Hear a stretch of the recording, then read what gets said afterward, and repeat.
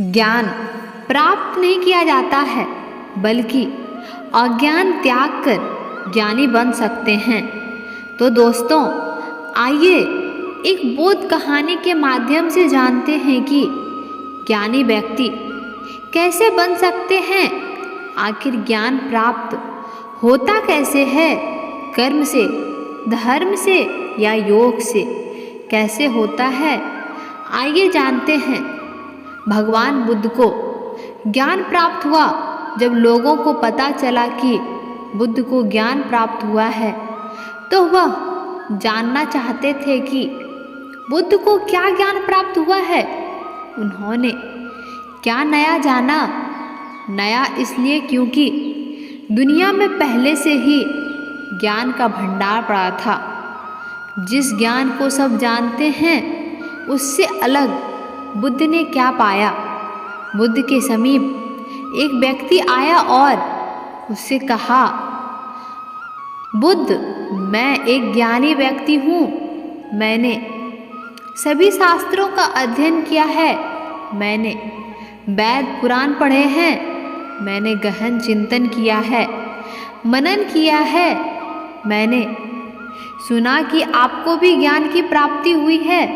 मैं यह जानना चाहता हूँ कि आपको क्या ज्ञान प्राप्त हुआ है। वह कौन सा ज्ञान है जिससे अभी भी हम अनभिज्ञ हैं? आपको क्या प्राप्त हुआ है बुद्ध? बुद्ध मुस्कुराए और बोले, मुझे कुछ प्राप्त नहीं हुआ है, बल्कि जो मेरे पास था वो भी खो चुका हूँ। व्यक्ति ने कहा, आपने क्या खोया? बुद्ध ने कहा, लालच, लोभ, मोह, माया, ईर्ष्या, क्रोध, कामना, इच्छा, वासना, इन सभी चीज़ों को मैंने खो दिया है। व्यक्ति बोला, तब आपने क्या पाया? बुद्ध ने कहा, कुछ नहीं। व्यक्ति बोला, तब लोग यह क्यों कहते हैं कि आपको ज्ञान की प्राप्ति हुई है? क्या आपने ज्ञान प्राप्त नहीं किया? बुद्ध मुस्कुराए और बोले, मैंने ज्ञान प्राप्त नहीं किया। ज्ञान तो सर्वत्र है, उसे प्राप्त करने का आवश्यकता या जरूरत नहीं है। मैंने केवल अपने अज्ञान को खो दिया है। अज्ञान खोने पे क्या बचता है? व्यक्ति बोला, अज्ञान नहीं होगा तो ज्ञान बचता है। बुद्ध ने कहा, जब ज्ञान और अज्ञान दोनों ही ना बचे तब क्या बचेगा? व्यक्ति बुद्ध के चरणों में गिर गया और बोला, हे बुद्ध, इस स्थिति के बारे में मैंने कभी विचार ही नहीं किया। बुद्ध कहते हैं कि मेरे पास जो कुछ भी था मैंने सब खो दिया। सब खोने के बाद मुझे पता चला कि जिन चीज़ों से मैं प्रेम कर रहा हूँ, जिन चीज़ों को मैं पाना चाहता था, वह सत्य ही नहीं थी। तब सत्य क्या था जिसे बुद्ध ने प्राप्त किया? बुद्ध कहते हैं, मैंने सब कुछ खो दिए तब मुझे ज्ञान दिखाई दिया, लेकिन उसके उल्टे हम सब कुछ प्राप्त करना चाहते हैं। बुद्ध खोने की बात करते हैं और हम प्राप्त करने की बात करते हैं। हम ध्यान करते हैं ज्ञान की प्राप्ति के लिए, लेकिन क्या हम अपने आप को अज्ञानी मानने को तैयार हैं? क्योंकि जो ज्ञानी है उसे ज्ञान प्राप्त करने की क्या आवश्यकता है? क्योंकि वह पहले से ही ज्ञानी है। और एक समस्या ये भी है कि हम अपने आप को ज्ञानी मानते हैं और ज्ञान प्राप्त करना चाहते हैं। यह कैसे संभव है? ज्ञान तो उसे ही प्राप्त हो सकता है जो अज्ञानी हो। पहले तो हम यही नहीं समझ पाते हैं अज्ञान क्या है और ज्ञान क्या है। ध्यान से देखोगे तब पता चलेगा, जिसे हम ज्ञान समझ रहे हैं वह अज्ञान ही है। हमारा ज्ञान ही हमारा अज्ञान है। हमारा ज्ञान हमें सत्यता से दूर रखता है, सत्य देखने से रोक के रखता है। किसी व्यक्ति को प्रताड़ित करने में कोई ज्ञान की बात नहीं है, लेकिन दुनिया के प्रत्येक धर्म ग्रंथों में आपको ऐसे ज्ञान के भंडार मिलेंगे जिसमें बताया गया है कि किसी व्यक्ति को कैसे प्रताड़ित करना चाहिए। जब हम इस तरह के चीज़ों को ज्ञान के तौर पे स्वीकार कर लेते हैं तब हम सत्य से दूर हो जाते हैं। हमारा ज्ञान कहता है कि हम सांस लेते हैं, जीवित रहते हैं, लेकिन ध्यान से देखोगे तो पता चलेगा कि हम कभी सांस नहीं लेते। सांस स्वतः ही चलती रहती है, क्योंकि अगर हम सांस ले सकते और बंद कर सकते तो हम कभी भी सांस को बंद कर सकते और कभी भी शुरू कर सकते। तब कोई व्यक्ति मुर्दा ना होता। अगर मुर्दा होता तो भी वह सांस लेता। तब हमारा ज्ञान ही है जो कहता है कि हम सांस लेते हैं। पृथ्वी पे जब से मनुष्य आया है तब से मनुष्य अब तक एक ही प्रकार से चल रहा है। क्या आपने ध्यान दिया? व्यक्ति गरीब हो या अमीर, सब में एक सी ही भावनाएं हैं। सब क्रोध भी करते हैं, प्रेम भी करते हैं, सब लालची भी हैं, सब स्वार्थी भी हैं। पूर्व में बड़े बड़े राजा और सम्राट हुए। उन्होंने बहुत कुछ अपनी इज्जत बनाने के लिए नष्ट किया, बर्बाद किया, लेकिन आज वह राजा या सम्राट नहीं है। उनकी जगह हम हैं। जो एक सम्राट करता है वही गरीब व्यक्ति भी करता है। वह भी अपनी इज्जत बचाने के लिए कुछ भी कर सकता है। वह किसी की भी हत्या कर सकता है, किसी को भी बर्बाद कर सकता है, वह आत्महत्या भी कर सकता है और अंत में चाहे वह सम्राट हो या गरीब व्यक्ति एक ही स्थिति में प्राण त्यागते हैं। एक सम्राट हो सकता है कि युद्ध के मैदान में प्राण त्यागे, एक गरीब व्यक्ति हो सकता है अपने घर के आगे खुले मैदान में प्राण त्याग दे।